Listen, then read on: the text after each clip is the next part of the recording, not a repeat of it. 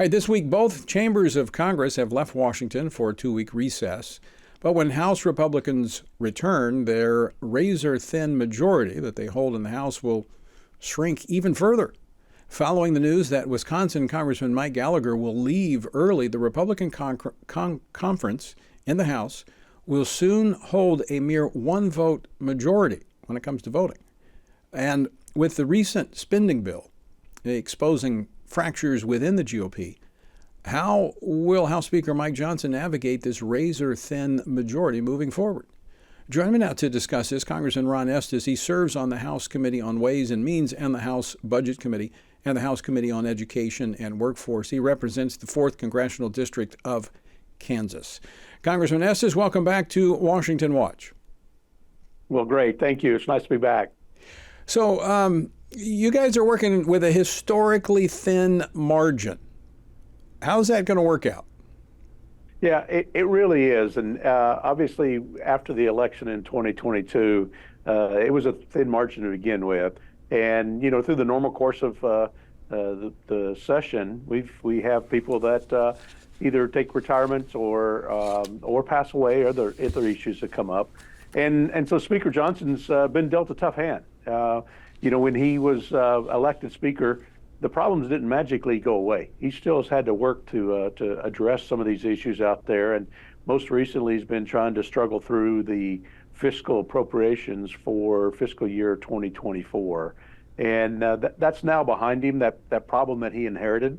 And so now we've got to focus on what do we do moving forward. And it's going to be a challenge for all of us as we focus on, particularly from a fiscal approach, we can't continue down the same route we're headed on because the debt's continuing to grow. And there's lots of different ideas circulating among my colleagues about how to address that.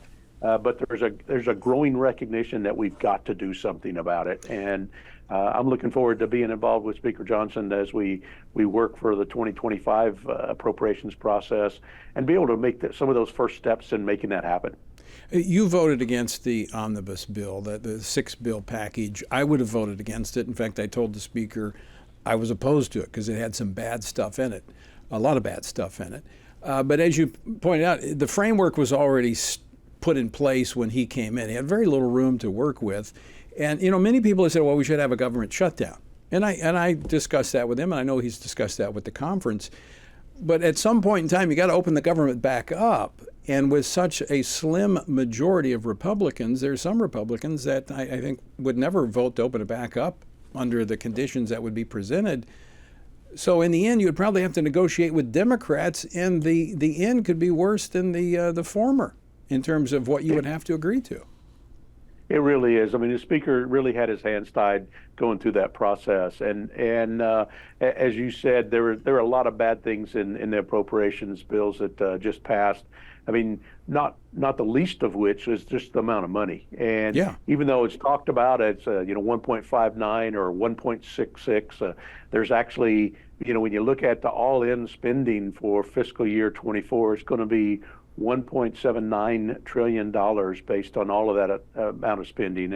And then you look at there's so many of the other provisions, whether it dealt with funding, all these earmarked fundings for special pet projects by a lot of senators and even quite a few House members as well. There's just a lot of issues in there that we didn't want to fund the government on, and nothing to address fixing the issues with the southern border and the northern border too. Right. The issues that are going on there. So the Speaker had a tough road to deal with, and continuing resolutions aren't a good solution. No. Government shutdown doesn't solve those problems. So we've got to move forward from here. And so going forward, working on the budget for next year, you're able to establish the parameters first. And get that over to the Senate and put them into a position to have to negotiate over what the House passes. So the dynamics change now. This will be a much better process to go through than what we just went through. But I want to ask you this question, Congressman Estes. Before you left, one of your colleagues, Marjorie Taylor Greene, moved to vacate the chair, not as a privileged motion, but just to kind of hang it over the head of the Speaker. Play clip 15, please. I filed the motion to vacate today, but it's more of a warning and a pink slip.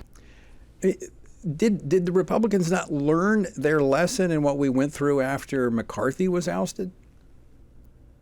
I haven't talked to Marjorie about what her thought process was in doing that. I mean, obviously, there's a lot of issues that we need to address, and we've got the appropriations process behind us now for fiscal 2024. But we've got to address on other issues as well, and addressing the U.S. border security, addressing support for Ukraine, for Israel, for Taiwan, and there's mixed belief and preferences amongst the Republicans as well as amongst the Democrats in both the House and the Senate. And those are the issues now that we've got to pivot to while we're starting to work on the 2025 appropriations process. And hopefully we'll have calmer heads to move forward. I hope so, because this is like playing with a loaded gun in a crowded room. I mean, with such slim majorities, you could actually, for the first time in the history of the Congress, Republicans could lose control of the Congress mid-session if they vacate the chair and the Democrats and a few Republicans get with them. And that would be, well, it'd be historic if to happen. As you said, it's never happened before.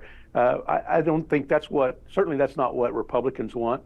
I mean, we want to move forward. We want to make some positive direction and changing some of the bad habits that Washington has been in for decades now. And that's the focus that we should be putting our effort into, and want to continue down that route. Well, and I appreciate the fact, Congressman Estes, that is your focus, and you have held firm to your convictions and beliefs and your commitments to your constituents, and those are conservative convictions, which we also appreciate here at Family Research Council. So thanks so much for joining us today.